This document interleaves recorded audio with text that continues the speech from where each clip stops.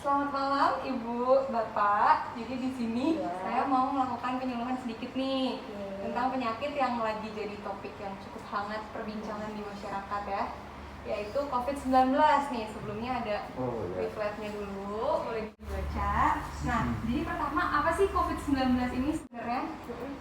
Jadi COVID-19 ini tuh suatu penyakit yang disebabkan sama novel coronavirus. Jadi novel coronavirus ini sebenarnya tuh satu keluarga virus, satu famili virus yang bisa nyebabin banyak penyakit. Kayak dulu kalau kita dengar penyakit SARS, penyakit MERS, itu penyebabnya juga dari salah satu jenis virus corona. Tapi kalau yang bikin COVID-19 ini, nama virusnya adalah SARS-CoV-2 atau Severe Acute Respiratory Syndrome Coronavirus 2. Jadi nama virusnya SARS-CoV-2, nama penyakitnya COVID-19 gitu ya. Nah, jadi kan dibilang nih kasus ini kasus pandemi. Pandemi itu apa sih sebenarnya? Jadi pandemi itu kasus menyebarnya suatu penyakit dalam waktu yang singkat hampir ke seluruh dunia gitu. Nah, COVID-19 ini sendiri itu dalam waktu 2 bulan aja bisa menyebar ke 110 negara dan hingga 118.000 kasus. Makanya dia resmi dideklarasikan sebagai pandemi. Nah, Indonesia nih gimana sih kasus COVID-nya di Asia?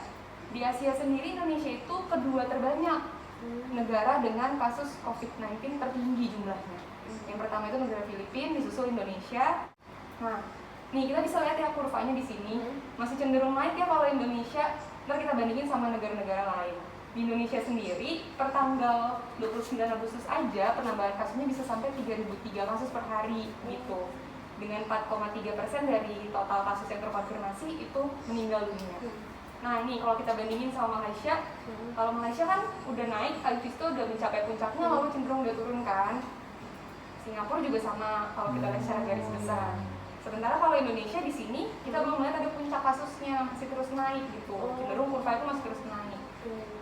Terus ini penyebaran kasusnya di Indonesia. Di sini yang paling tinggi itu adalah DKI Jakarta dan juga Jawa Timur. Nih kita lihat di sini. Ini ada Jakarta, ada Bekasi, sekitarnya ya, Bekasi, Tangerang di sini, terus Bogor, itu semuanya masuk ke zona merah.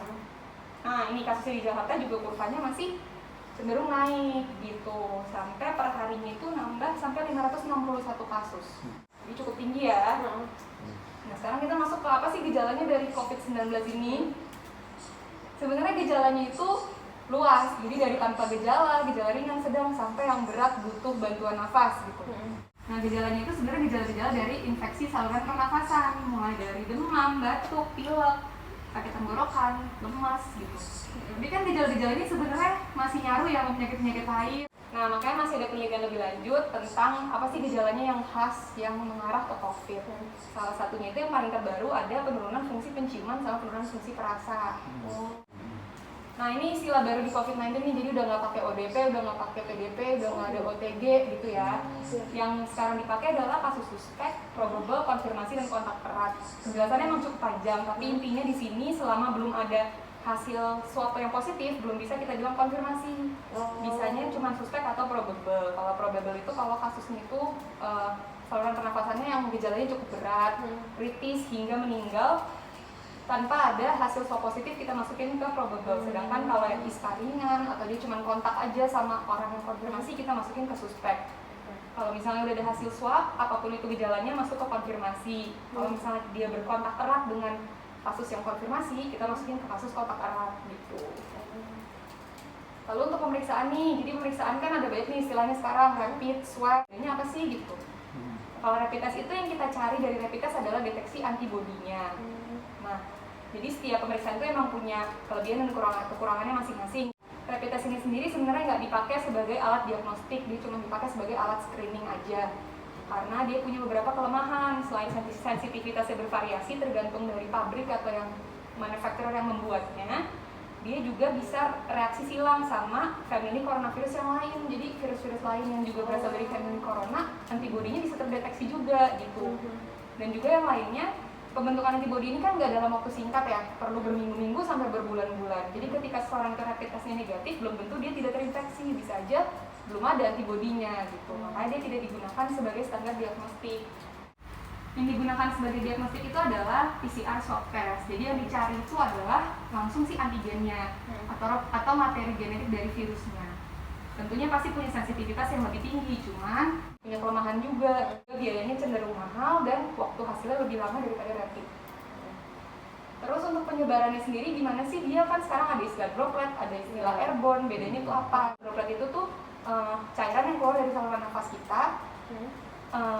Ketika kita ngomong, ketika kita batuk, ketika kita bersin gitu. Cuman yang membedakan kalau droplet itu ukuran partikelnya lebih gede, jadi dia penyebarannya tidak sejauh airborne dan tidak bertahan di udara selama airborne gitu. Jadi penyebarannya lebih dekat gitu. Kalau airborne dia bertahan di udara lebih lama. Nah sekarang dari WHO sendiri mengatakan kalau corona ini ternyata bisa menyebar di udara dari aktivitas-aktivitas yang menghasilkan aerosol. Nah sekarang karena kita udah tahu bagaimana dia menyebar, kita juga tahu gimana cara mencegahnya. Yang pertama, sebenarnya sebelum physical distancing ini adalah himbauan untuk stay at home atau tetap berada di rumah kalau tidak ada kepentingan yang mendesak untuk keluar. Intinya itu kita meminimalisir kontak dengan orang-orang yang kita nggak tahu statusnya, apakah dia probable, apakah dia konfirmasi, apakah dia suspek gitu. Dan kalau misalnya memang harus banget kita keluar dari rumah, usahakan kita physical distancing dengan jarak 2 meter tadi. Lalu juga gunakan masker. Nah, di sini menggunakan masker yang tepat, mau masker kain ataupun masker medis, baik yang bergejala maupun tidak bergejala dulu. Yang diperhatikan dari penggunaan masker, itu penggunaan masker dengan tepat. Jadi sebisa mungkin cuci tangan sebelum dan setelah menggunakan masker. Lalu upayakan tidak menyentuh bagian luar masker, karena kan bagian luar masker itu bagian yang terkontaminasi, sedangkan bagian dalam yang menyentuh dengan mulut dan hidung kita itu bagian yang bersih gitu. Dan jangan diturunin ke dagu, karena kan dagu kita tuh tetap terekspos ya kan, kita nggak terlindungi kan. Jadi kalau kita turunin ke dagu lalu kita naikin lagi ke hidung dan mulut, ya mengurangi efektivitas dari penggunaan masker itu sendiri. Selanjutnya ini hand hygiene. Sebenarnya upayakan tidak menyentuh barang-barang yang ada di fasilitas umum kayak tombol lift, gagang pintu, pegangan tangga. Kalaupun kita menyentuh, segera cuci tangan dengan benar. Nah, gimana sih cuci tangan yang efektif sebenarnya? Sebenarnya yang efektif itu minimal 20 detik sampai 40 detik dengan memperhatikan 6 langkah ini. Jadi dari telapak tangan, sela-sela jari, punggung tangan, terus jari-jari, ujung-ujung jari, sama pergelangan. Nah, yang selanjutnya adalah penggunaan desinfektan. Tapi penggunaan desinfektan kayak gimana sih yang direkomendasikan sama WHO? Jadi WHO itu merekomendasikannya yang berbahan dasar klorin. Nanti ada penjelasannya lebih lanjut. Terus kan kita sering lihat ya, kalau misalnya mau masuk ke komplek atau masuk ke bangunan ada bilik desinfektan tuh yang orangnya masuk terus disemprot desinfektan. Itu sebenarnya tidak direkomendasikan ya oleh WHO dalam keadaan apapun, karena terhirupnya bahan desinfektan itu ke dalam saluran nafas juga tidak menimbulkan efek yang baik. Terus penyemprotan fogging di jalan-jalan, di pasar itu juga tidak direkomendasikan oleh WHO, karena ketika partikel desinfektan ini ketemu sama debu-debu yang partikelnya besar itu udah nggak efektif lagi penggunaan desinfektan. Nah, untuk di lingkungan rumah tangga ini kalau misalnya mau desinfektan atau mau desinfeksi gimana ya caranya? Jadi kalau rekomendasi dari WHO itu kalau misalnya kita mau bersihin meja nih, bisa dibersihin dulu dengan sabun, terus pakai bahan yang kita udah pasti udah ada di rumah, yaitu bleach atau pemutih.